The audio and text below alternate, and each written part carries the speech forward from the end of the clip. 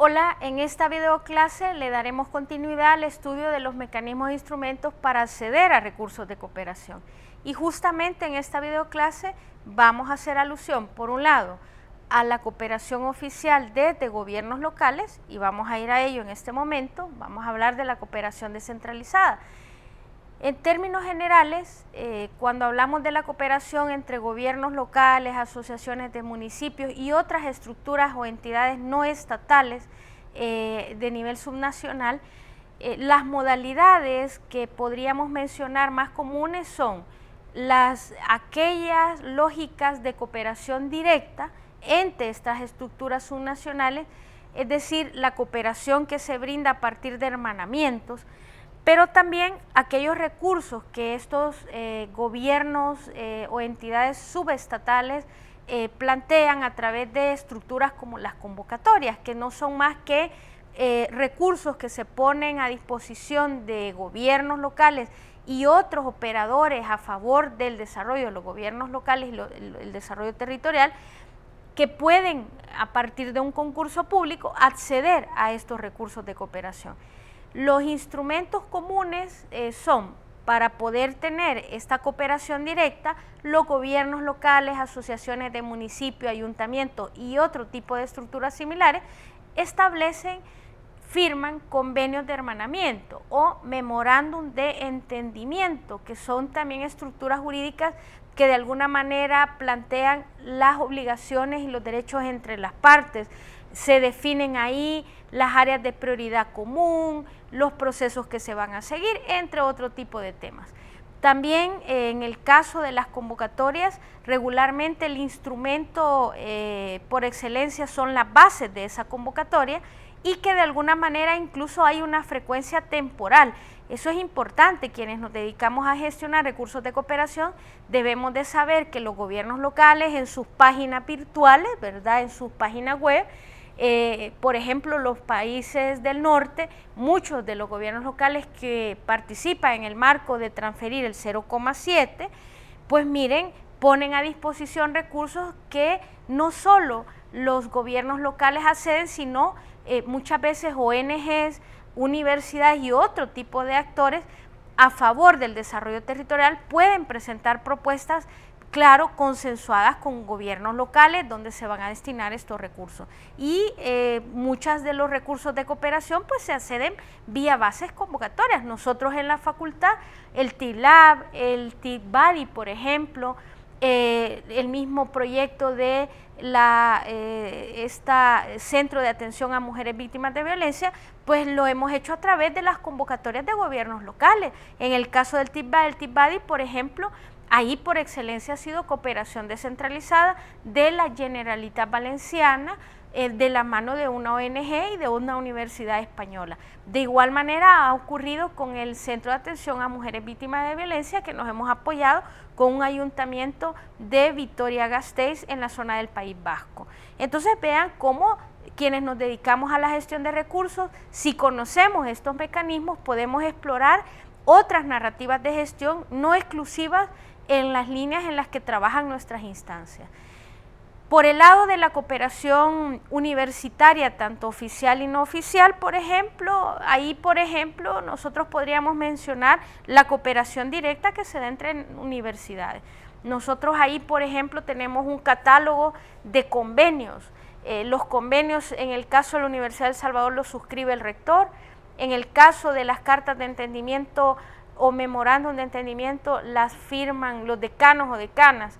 Pero también las universidades ponen a disposición recursos de cooperación a través de convocatorias, es decir, fondos que ponen a concurso, en donde no solo las universidades de manera directa pueden acceder, sino otros actores de la mano de las universidades. Y finalmente, se también crean programas especiales y se crean redes que administran recursos de cooperación. Por ejemplo, las redes que administran recursos de cooperación por parte de la Unión Europea a partir de redes universitarias, donde no solo estimulan las becas, sino también proyectos de investigación, es parte de estos ejemplos.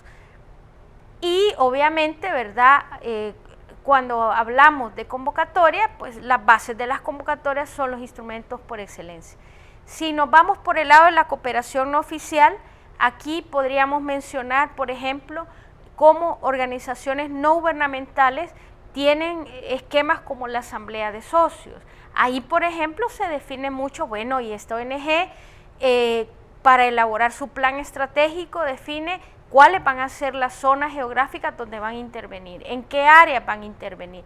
Ahí, por ejemplo, se están tratando de definir mecanismos para la negociación de recursos.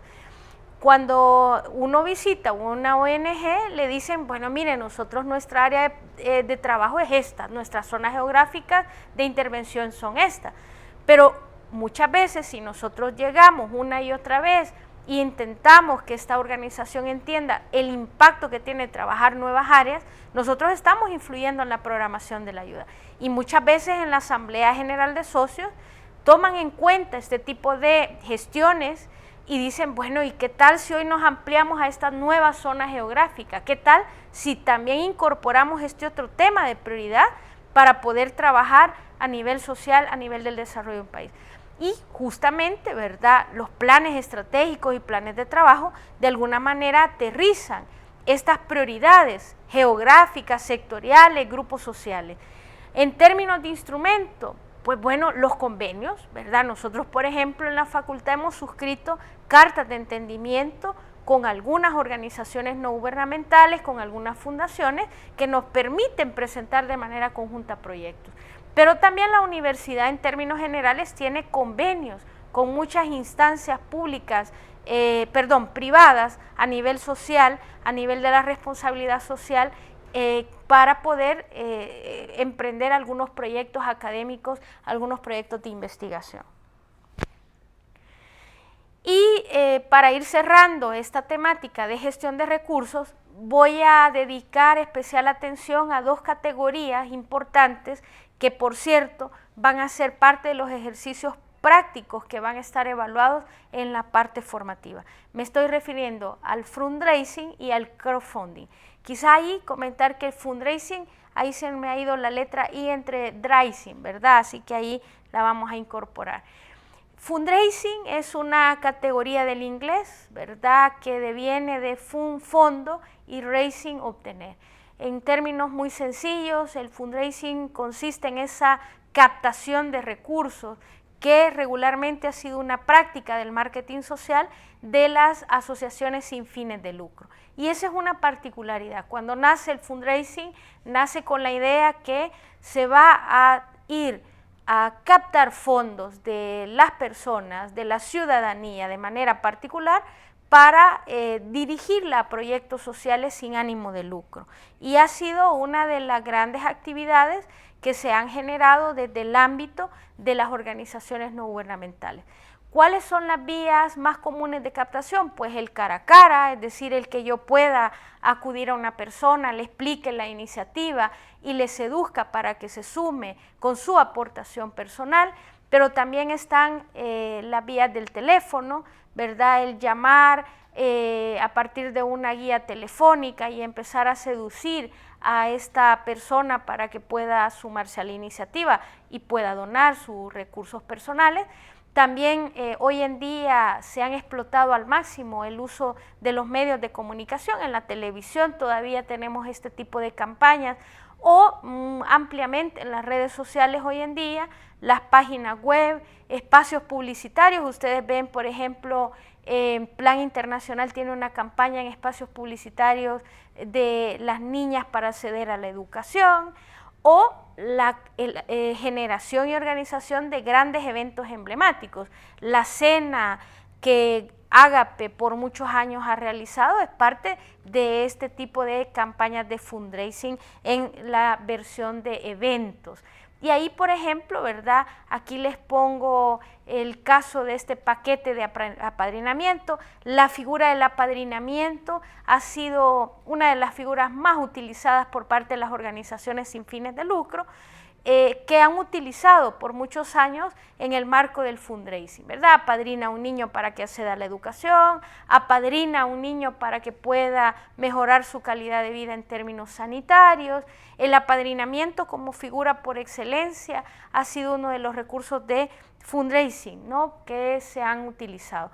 Pero también, como les decía, la figura de las cenas solidarias, aldeas infantiles, la Fundación Ágape, la Asociación Joven Solidaria del Salvador, por ejemplo, ha usado la cena, algunas más conocidas que otras, por supuesto, según el uso de los medios que se utilicen para difundir. Pero hay otra categoría también interesante, y es la del crowdfunding. A diferencia del fundraising, el crowdfunding básicamente opera bajo la figura de la colectividad, y justamente crowd significa multitud, ustedes lo saben, y funding nuevamente financiación, ¿no? Es decir, aquí estamos frente a una financiación colectiva en la que diferentes personas, algunos le llaman mecenas, aportan una cantidad de dinero utilizando diversas vías o plataformas. Aquí lo importante es que es una campaña masiva, es una campaña que está despersonalizada prácticamente, y yo creo que para que lo comprendamos, dos cosas podríamos mencionar. Por un lado, plataformas que se han utilizado, por ejemplo, aquí tienen una lista de plataformas que en los últimos años sirven para destinar campañas que buscan dirigirse a una audiencia masiva, ¿verdad?, para seducirles que se sumen a básicamente alguna iniciativa, algún proyecto.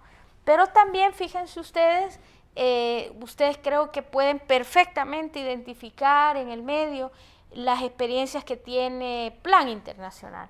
Plan, por ejemplo, dice, bueno, apadrina a una niña, ¿verdad? ¿Para qué? Para que pueda acceder a la educación. Y son campañas en general, ¿verdad?, para que dan un número de cuenta.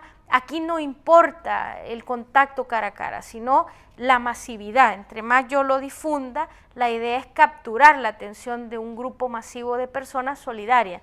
El año pasado, por ejemplo, la universidad se suma a Jove Solides Valencia, que ha sido un socio estratégico para algunos proyectos que tenemos en la facultad, que estuvo trabajando de la mano de Casa Marruecos y CESAfrica para poder reunir fondos, 10.000 euros, de cara a poder ayudar a proyectos de reconstrucción en Marruecos, ¿no? De hecho, la gerenta de Jove Solides es de Marruecos, y justamente usaron una plataforma, ¿verdad?, Un Grano de Arena, se llama la plataforma, para promover una campaña de crowdfunding, tanto en Valencia, España, como en aquellos países donde están sus socios.